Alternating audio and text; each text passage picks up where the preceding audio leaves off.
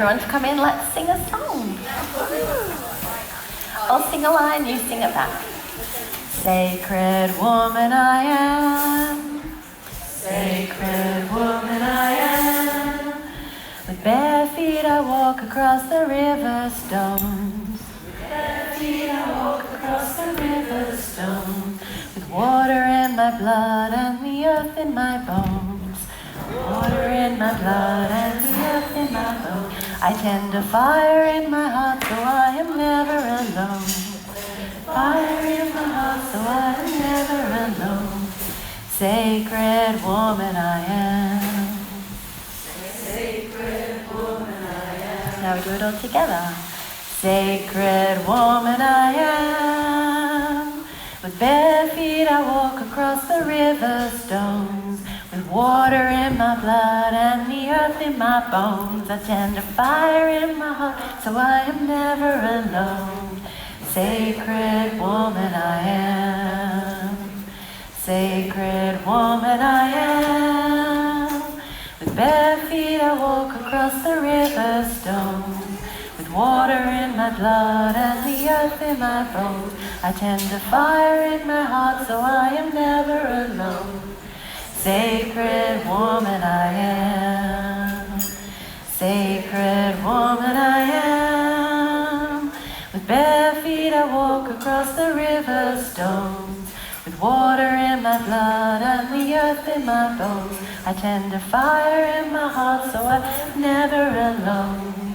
Sacred woman I am. One more. Sacred woman I am. With bare feet I walk across the river stones. With water in my blood and the earth in my bones. I tend a fire in my heart so I am never alone. Sacred woman I am. Beautiful. Well, let's get started, hey? I set myself up because I invited these women who do things differently to do a panel about life done differently, and since they got here they just keep being rude to me actually. Not at all, they're not being rude. But yeah, should have seen that coming really. And so one of the things that is already happening differently is usually we are in age order from elder to younger, but they just mixed it up.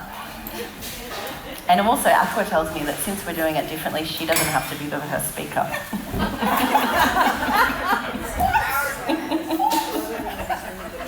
She can fight over it. Paper, scissors, rock. So what if your life didn't have to look like everyone else's? What if you could gently put down the shoulds, the inherited expectations, the unspoken rules, the pressures to perform? And what if you craft a life shaped by your rhythm, your values, your vision? So this is a conversation about that. For the wayfinders and the edge walkers, and for those who suspect that there could be more to life than ticking boxes and staying in lines. Our women today will share how they've stepped outside the mainstream to live in ways that feel more meaningful and connected and alive. From choosing off-grid life, to alternative education, to shifting careers, to slowing down, to redefining success. These stories hopefully will remind us that it's possible to do life differently and do it well. So I'm expecting, because this is something that removes expectations. I'm hoping for honesty about the mess and the magic of unraveling from the bullshit of the status quo. And an encouragement for wherever you are on your path. You know, we talked yesterday about like wherever you are is okay. However much you need to do in any moment is okay. This isn't about perfection, it's about permission. And so there's an invitation here as you listen to these amazing wise women to reclaim your own compass, to trust your deep knowing, and remember that you're allowed to want a life that feels true and not just tolerated. Now, unlike all the other panellists, moderators, I didn't do any research on my people. Because I already know how wonderful they are. So I'm going to have a go at introducing them. And then you can add if I miss anything, okay? Because we're doing this differently. And also, I went to bed at 1:30, or fell asleep at 1:30, and I started bleeding this morning. Me too? So, first on our panel is Aqua. I know Aqua as a deeply caring woman and a tender to women, to herself and to the future, and the possible visions of what is to come. Aqua's been with us as maiden facilitator for a few years, and this is her first year of being able to present something to the women as well. And I'm sure you all have your own stories and relationships with Aqua. What's your business name? Aqua Earth. So good. And Carly, I think I mentioned the other night that Carly's been one of those quiet in the just being an attendee for many, many years, and then suddenly there's this application from this psychiatric medical doctor. Is that what is your term? So that was my training. Uh-huh. I'm not doing it here in Australia, but yeah, I did a level of training with applying psychiatry. Okay, so she specialises in psychiatry with traditional medicine. Yeah, they'll get it soon. Things are done different. They might cut in on me. I'm having all the space right now. So Carly was saying she trained in the UK as a psychiatric medical training, and here she's practicing her wellness business. Is that it? Yeah. But wellness well, you know. There's wellness rubbish, and then there's wellness well. Carly's got the wellness well. And I have known her to be a very supportive, caring, space-holding woman. So even though she's been an attendee until this year, she's always just quietly holding the space. I see her beautifully relating to Meadow and that little circle of local girls and women that you have. So it's been a pleasure, and it's a pleasure to have you as an educator this year. Patricia Collins.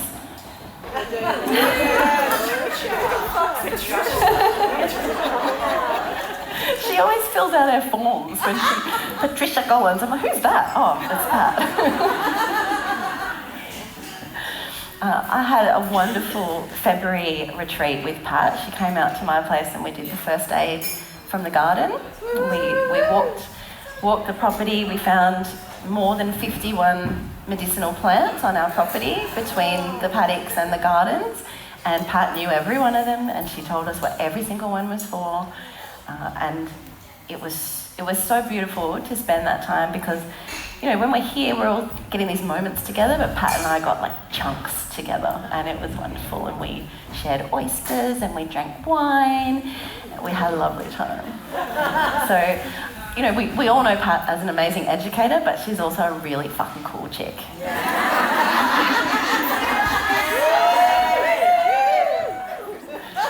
And then, of course, Kaliak's been with us pretty much from the beginning.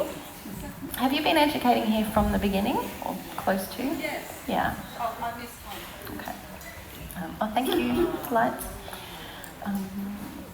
And so I know Kaliak as a deeply, I can't think of the word because the blood is dripping, knowledgeable, that's the word I'm looking for, a deeply knowledgeable woman.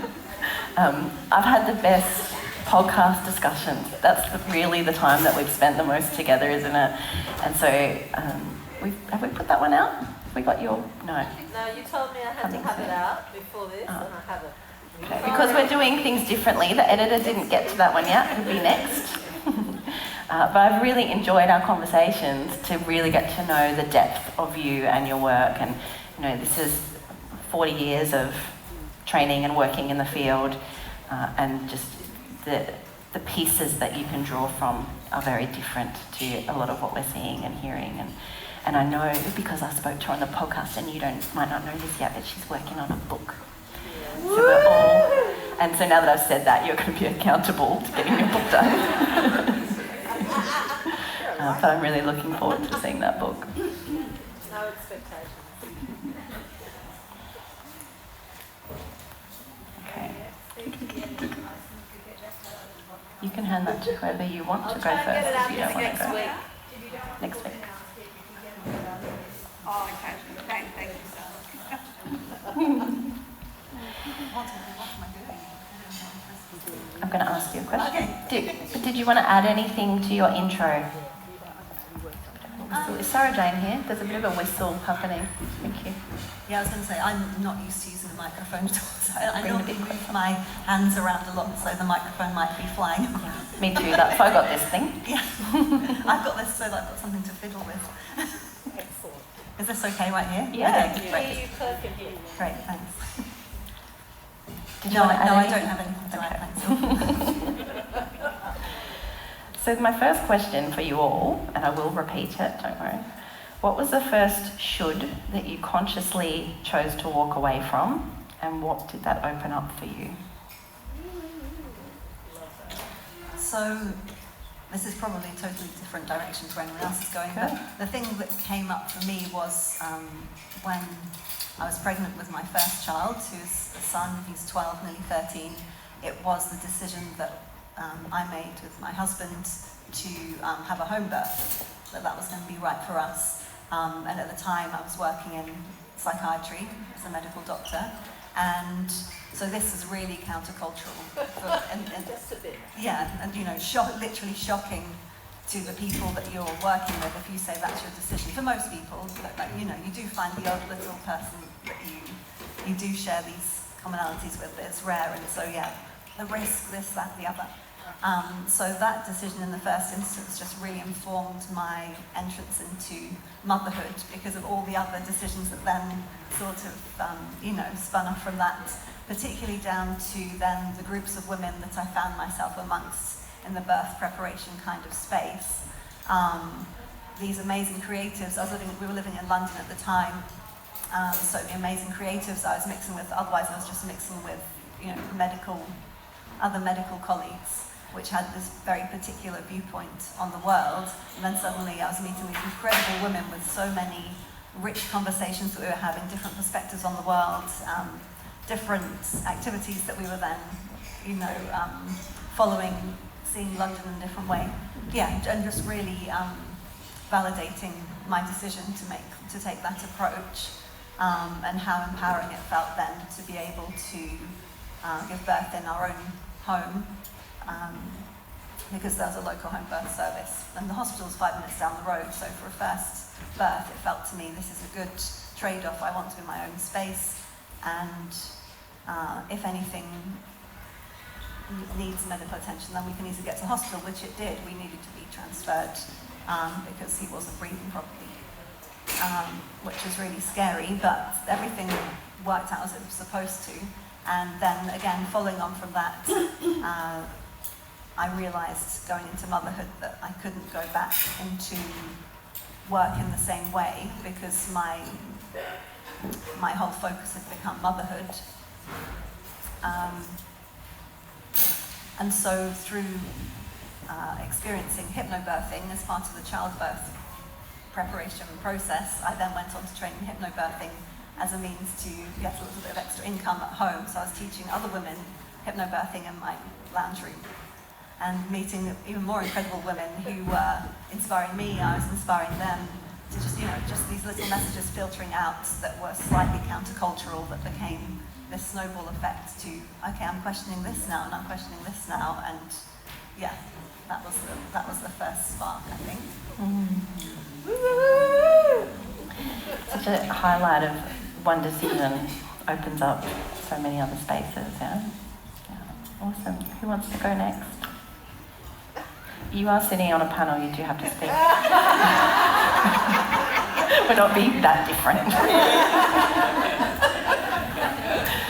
Do you want me to say the question again? What was the first should that you consciously chose to walk away from, and what did that open up for you? So when I read the question at home, it was the same. For me, it was the experience of being pregnant, and in another life, in this life, I was in academia, and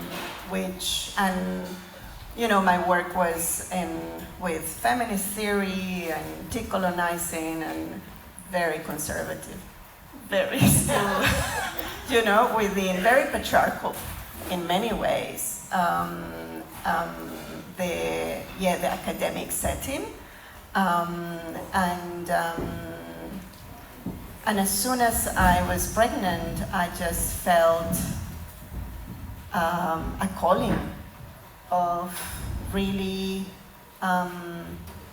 diving deep in what my knowing. It's like my knowing was sort of waking up into guiding me. I had no one around that had a home birth, or that I could reach. I had a lot of fear and painful experiences and medicalized experiences around me, and I just kept going back inside to a place where I don't know why, but I do trust this, and this is so much bigger than me, and so that was sort of my first conscious rite of passage of stepping into who I am. And so, and as you share, it just opened a whole world in front of me, and it changed my trajectory. That really changed everything that happened after that experience,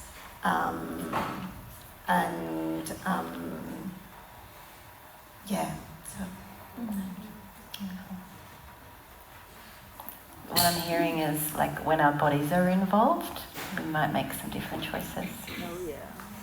It's interesting with children, isn't it? Pregnancies and things like that, it changes.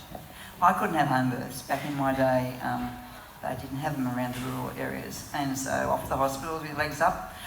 So I had a couple. But before that, I was a clerical assistant. My mother never knew what to do with me, so she said, go to secretarial course. I never liked school much.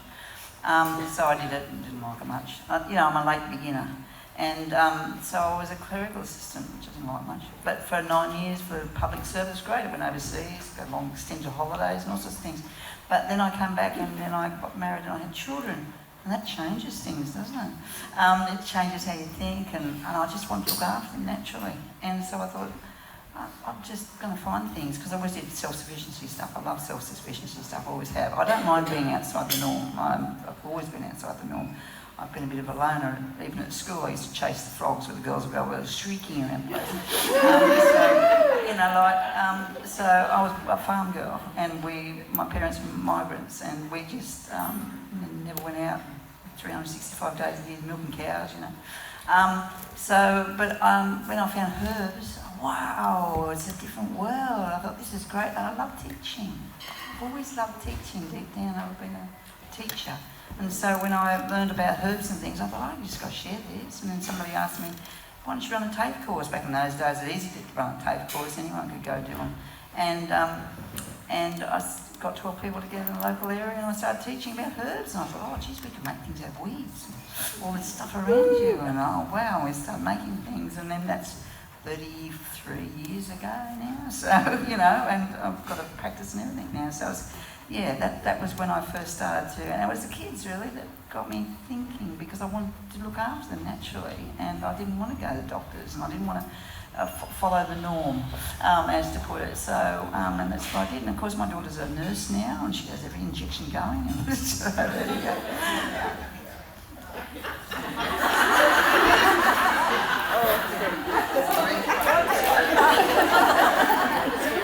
Something about the daughter being a nurse, obviously. Moving right along.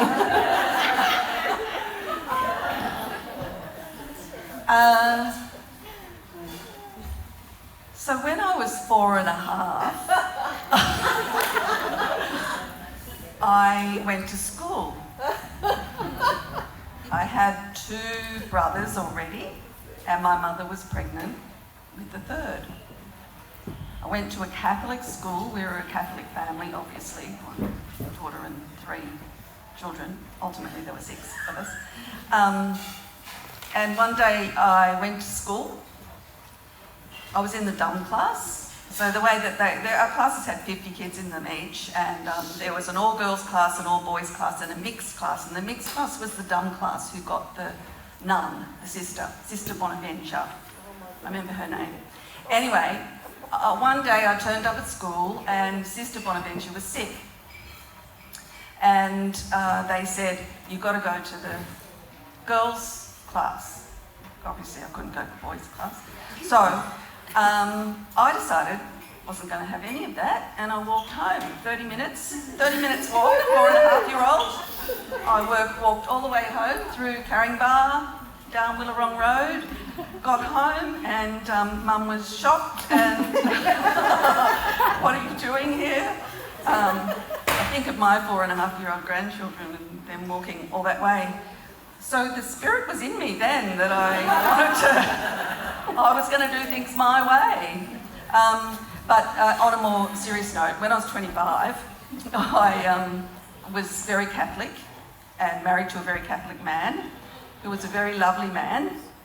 And I had a child already, Jamie, and I decided, because I had decided many things up to that point, that this man was the loveliest man on earth, but that he was boring as batshit, and particularly boring as batshit in bed, and that I couldn't do it. I could not breathe. I could not stay there for the rest of my life. And then I went to an annulment with the Catholic Church, and then I decided I didn't believe in God, and that was that opened up a whole world for me from there.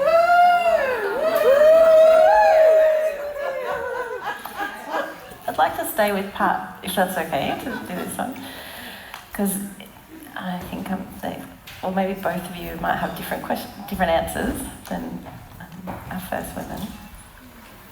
You mentioned, Pat, that you've not really ever been worried about following the norm. Can you talk a little bit more about that? Just like how did you know that you weren't following the norm? How did you know that was okay? When I was younger, I didn't really know it was okay, I don't think, because I just didn't like it. I didn't like the kids that I was with. I was actually I started in the dumber classes and I loved them. They're great, they're good fun. Then you went to the brainy classes and I didn't like them at all. And yet the dumber kids didn't want to talk to you because you're in the brighter classes. It was very much A, B, C, D and E those days. You were all, you're categorised. And because I did quite well academically, I went up in the higher classes and I can't say I enjoyed it at all. And I didn't want to be one of those girls. I just didn't. I went to the side and read books or something, or found some different sort of girls to hang around with. But yeah, I just didn't want to, so I just didn't do it. I don't like something, I don't do it. So, you've got to be your own person. And my father was a very individualistic fellow, and he taught us to be your own people, I suppose. I mean, what he really taught us how to work hard, come home and milk cows. But you learn to be your own person. You see, we're all different in our family. And my brother's a very sociable person. He wants to do everything the norm, So my sister would never be seen to be different. So, I think sometimes you're born that way. So, yeah, some of us just come out of the box like that. Let's do it. Do you want to add anything, Catherine, just because of your 4.5-year-old story? You got any sense of that? My 4.5-year-old story. What's the question? Well, how did you know She's that it alive was and well okay in there, to not follow those rules? Or did you just not know there were rules? No. I knew there were rules. I loved rules. I still love rules, actually, in some ways. I'm one of the names that I've been given over the years is Bone Woman, because I love structure. You've got to have enough structure to maximise your spontaneity and creativity. Not too much, or you oppress it, and not too little, or it dissipates into the universe. So, yes, I like wills. However, I have a deeply wounded child inside me who, when I saw my name on this panel, had a fit. Do you want to know about that, or is that another If you would question? like to share it, please, yeah. Definitely want to know. So, as is my way, I thought, oh, I've been invited onto a panel. Invited. Isn't that lovely? I love being on panels. That's great. Then the next thing I thought, I don't know how many voices you guys have in your heads, but I have at least a dozen at a time. You know? The next thing I thought was, oh, they think I'm different. Or I live my life differently. And I actually did a whole lot of checking out with people then. Like, some of the people are here. Like, Hollie and I think Yaya and Sally, they've put me on this panel. They think I live my life differently. And every single person rolled their eyes at me and went, Yeah. well. And I was like, but I feel like I'm really normal. And then, so then the next thing that I do in my internal drama is I drop down below that and I go, so what's underneath that? And I found myself standing next to a big pool of grief. And I call it my wounding, which is my wounding of belonging. And where do I belong? And that was my reaction to being on the panel, that where do I belong? And at the bottom of that pool of grief is my longing to belong. And then, of course, being a shadow walker, I go down further past the longing to belong.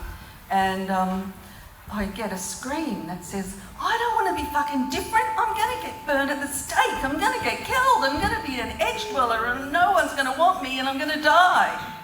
And it's visceral. It's visceral. And all of us here, this tribe, are all different, live their life differently. Otherwise you would not be here. And there is a very basic thing that's in our unconscious that says, if I'm too different, I'm going to get killed. Yes. And we need to be conscious of it. Sorry, that's me getting strong. Great. We don't do stories. We don't do stories. Let me speak to that for a second. So the reason you were invited to this panel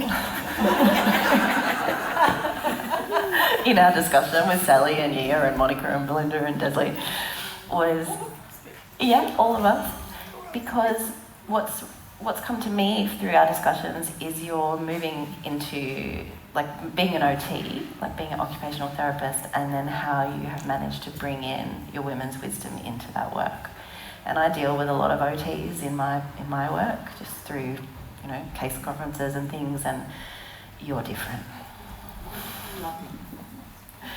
And I want to speak to that edge walker, because even though it might look like I came out of the box like this, I too have had that feeling of it's too different, it's too different. And what I came to eventually, it was like, why do all my really special women that are like me, that I belong to, live so far away? Why are we so spread out all over the earth? And then I realised that if we were all in one place, that wouldn't be very good for the earth. We need to be spread out. We need to be on all of those little points across the globe. And that's probably how it's always been. These edge-walking women, quite literally, who live between the domesticated space and the forest and walk that line and that boundary, we have to be spread out, but that's why we have seasonal celebration. That's why we have ceremony, because it brings us back together. And a book that I really love that we're using in our book club this year is called Juniper, and it really shows this lovely little fiction book where these medicine women are out everywhere, but then there are very special times where everybody treks and pilgrimages to come together. And that's where we do big healing work, and that's where we have our community and our belonging. And then we go back out to our spaces, and that ripples out to the community that we're in those spaces we're walking on the edge. So I really fucking welcome you to be an edge walker, yeah? And I think about that in terms of Australian medicine as the dingo. The dingo doesn't come into that space and be part of this mob like we're always talking about wolves, these packs. That's not how dingoes live. They live on the edge and they just watch. And when it's time, they might come in. Yeah? And they can be in community, and they're very fierce to their family, with their, in protection of their family. But we're not meant to be in that space. We're not meant to be in that middle ground where everyone's doing the same thing. And if no one does anything different, how does the fucking world move forward? So You're joining the panel. Well, this is why this topic is here. It's very, very important. And so it's really easy too. I want to speak to your aren't I normal? When we live in this world and I'm a hermit unless I come to something like this. You might think I'm really extroverted, but this is my one time where I talk to people. Lots of people at once. But otherwise, it seems normal. This is normal to me. I don't know what different is. You are normal, yeah? So it's totally okay that you thought you were normal, because you are. Normal to this, not to that. My children went, normal? What? Who are you talking about? But you have touched in to a question that I had, which is, in order to not follow the norm or the status quo, what have you had to grieve or let go of in order to live that life that's more aligned to your truth? Yeah, in order to be different and to live in your truth, what have you had to grieve or let go of? I think that Khaled spoke about that,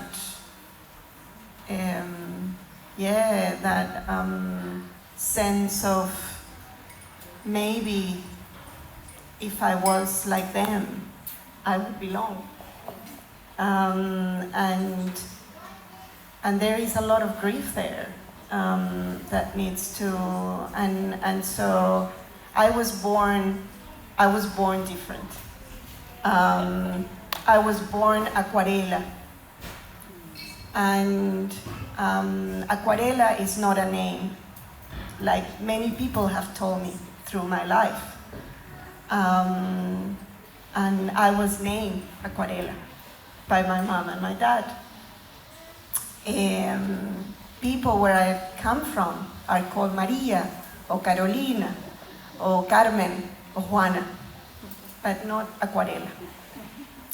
And at the age of 4, after a big wounding that I experienced, I one day sat and said to my mom and my dad, I am Acuarela de las Estrellas, and that's my name, and it means acuarela. Acuarela means watercolor in Spanish. I'm from Venezuela, and I said, the watercolors from the star. And there was this longing to belong to something so much bigger than what it was in front of me. And with the years, then at the age of 11, I discovered that Marina it needed to be called to my name. And Marina means from the sea. And only now, nearly at age 50, I have come to truly understand what that longing of calling myself was about. And so I think that the grieving to belong so that you can really earth yourself and claim who you are. Because who do we really belong to? Yeah, I sat once with snails for 4 days and 4 nights, and after that, I understood. I always think that I'm too slow, I'm not fast enough, I'm not quick enough, not productive enough before that experience. And then it was, no, I own my own time, like the snail, and I get where I need to get. And not only that, but the snail kept talking to me about, you are home. We are a home. Snail, it's always home. Yeah. And sometimes we grow out our home and find a bigger, newer one that can really feed all that is growing inside us. So that.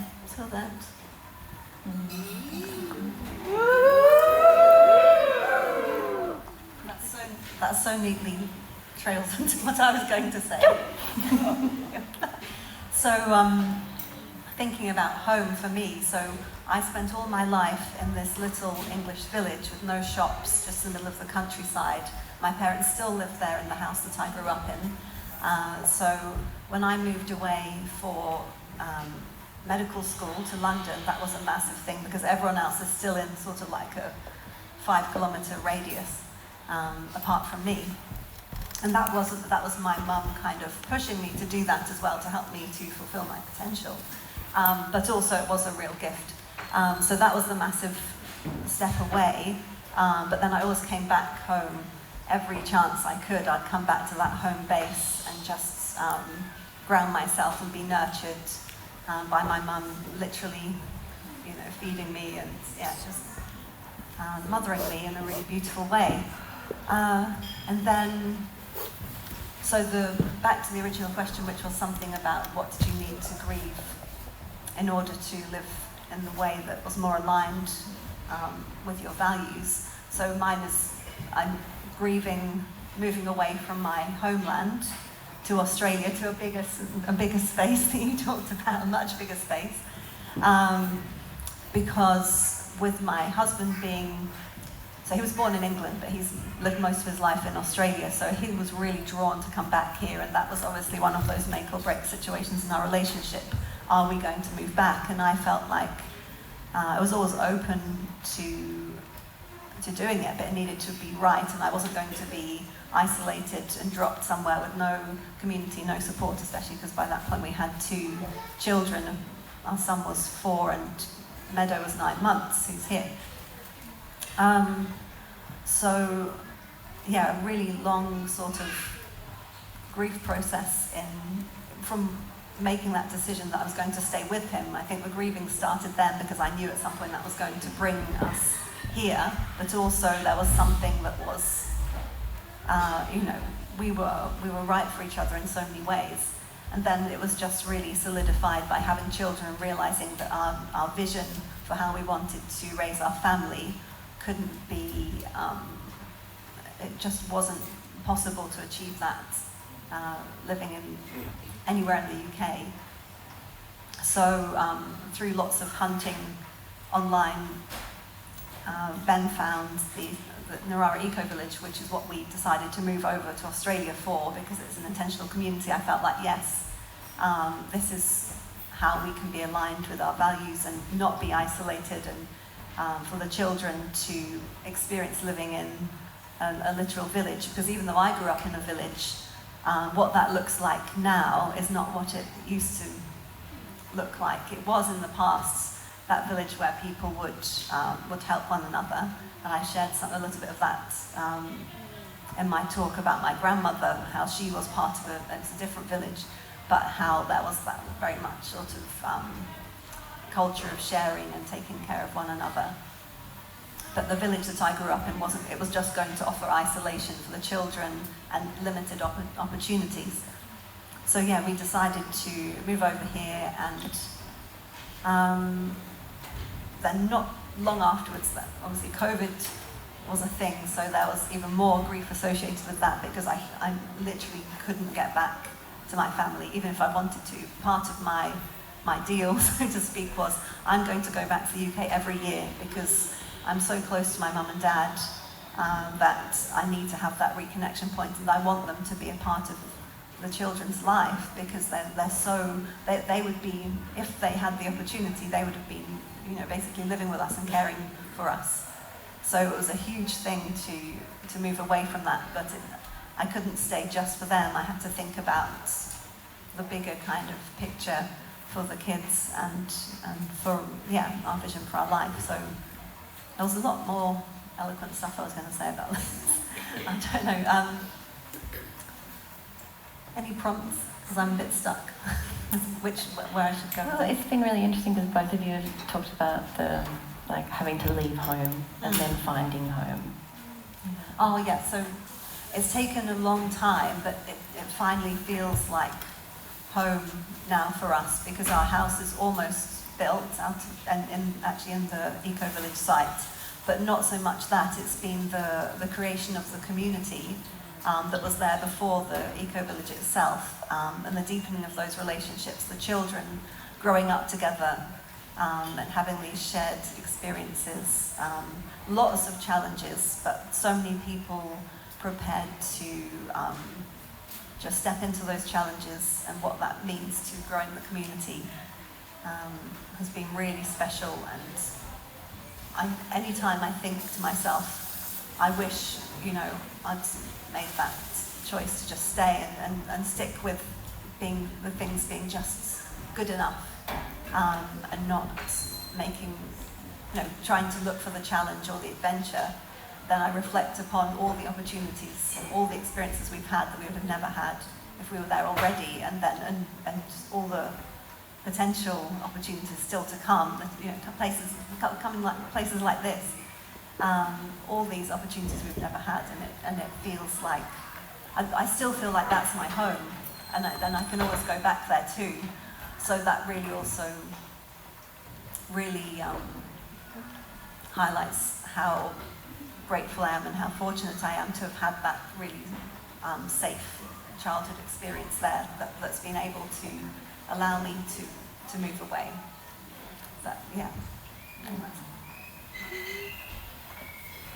It's interesting when you listen to other speakers, it sort of brings things up, doesn't it? Because I was thinking grief. But then I was thinking about my mother's grief, because she was brought up in a little village, like you were talking about, with a massive extended family. And we never had that when we come to Australia. My mother was uprooted with my father. My father wanted to get into himself, I think, and so he took her away from England with all her family and everything. We were very close, and brought her to Australia. And that's where we had children, that's where we created our life. And I live quite close to where I was born, so we haven't moved much. But I lack all that community. I lack all that family. I lack all that, I never had that community. This is why this is so lovely. And I love coming down here because, I never had that. And in a way, I suppose, you go that hippie-ish way and sort of go self-sufficiency and all that, and brings into a little community by doing that sort of thing in a way. And so you don't sort of think of that. You think, I'm doing something different, but really doing something like everyone else is, because heaps of people are doing self-sufficiency and things like that. So, but you just keep on going your own way. But I think that's part of what we missed, because we never went anywhere, we never did anything. We milked cows all the time, 365 days a year. So we, you never did anything other than that. So when I left home, by crikey, I did everything. I was going to do stuff like that again. But anyway, it's interesting. Thanks, Pal.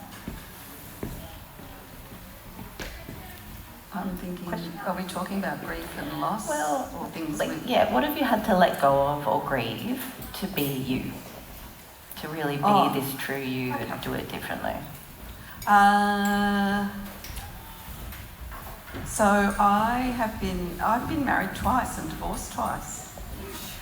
Basically, I have trashed the men in my life. Can you enjoy that? However, I have three daughters from 2 different marriages, and I think my grief on my own journey has been for them, and watching how hard many aspects of my choices have been for them. And like they've turned out to be, they're amazing women, and we love each other deeply. They're incredibly conservative, all 3 of them. But they're divine. But the journey has been really difficult, and you know, I was a single mum with them for about 12 years, and it was fucking hard. I was on my own, and I had a...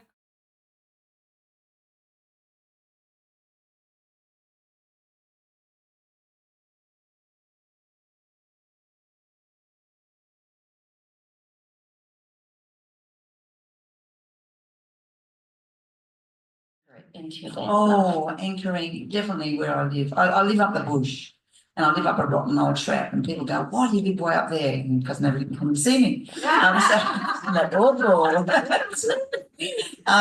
Because, you know, I creek crossings, and because I need my space. And I'm with people all the time. I love that, and I love what I do. And I love our business, and I love the people that work there. But I love being in my own space, and I love my land, and I love the bush, and I love the plants I try and grow. And, you know, even if I'm just picking weeds, you know, making things, that's what anchors me.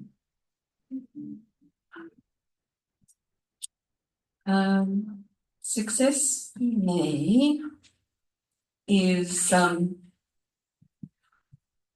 when Sophie and Luna, Sophie's 8 and Luna's 7, they're cousins, my granddaughters, come and tell me that they've had a big argument with the other children in the playground about whether unicorns exist or not.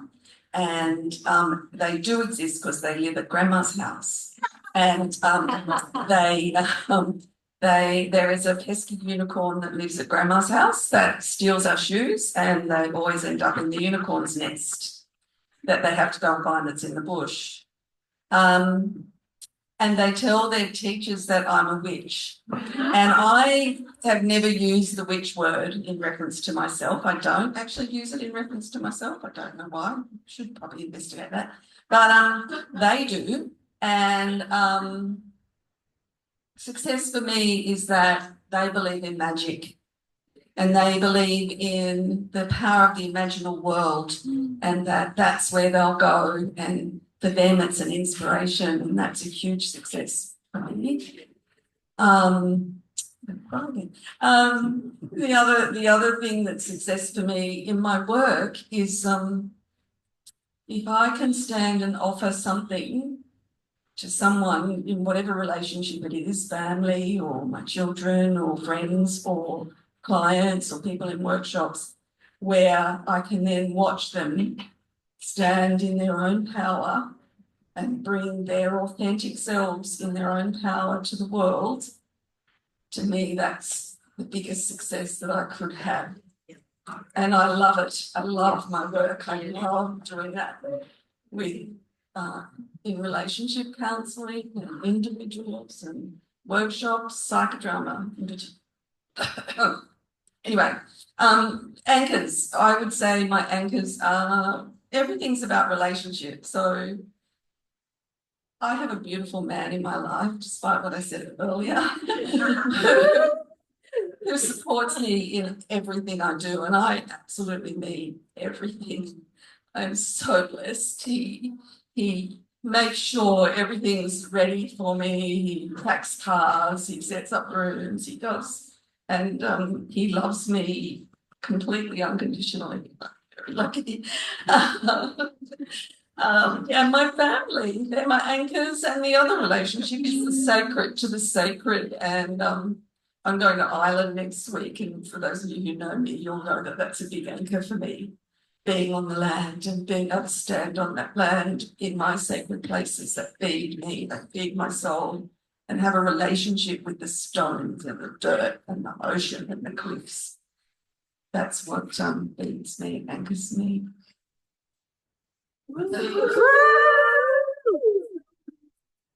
So I took a quote from each of them through the session. Now I'm going to put it together to tell you a story. If I don't like something, I don't do it. Pat Collins. Because what's important is the power of the imaginal world. Catherine Howard.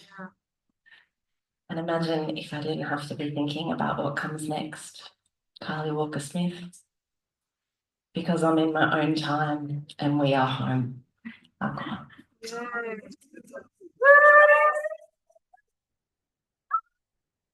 So we don't have time for questions. We have time for a song together, and then Tina Marie is going to sing us the song as we start to shift out to the sessions. So this song I'll sing, you sing back. Pretty simple one. I think it's really relevant to what we've just done, what we've spoken about. Tick, tick, tick, tick. May you know in your bones that this earth is your home. May you know in your bones that this earth is your home. May you feel in your soul you are worthy and whole. May you feel in your soul you are worthy and whole. May you know in your bones that this earth is your home. May you know in your bones that this earth is your home. May you feel that you belong. May you feel that you belong. Together, may you know in your bones. May you know in your bones that this earth is your home. May you feel in your soul you are worthy and whole. May you know in your bones that this earth is your home. May you feel that you belong. May you know in your bones that this earth is your home. May you feel in your soul you are worthy and whole. May you know in your bones that this earth is your home. May you feel that you belong.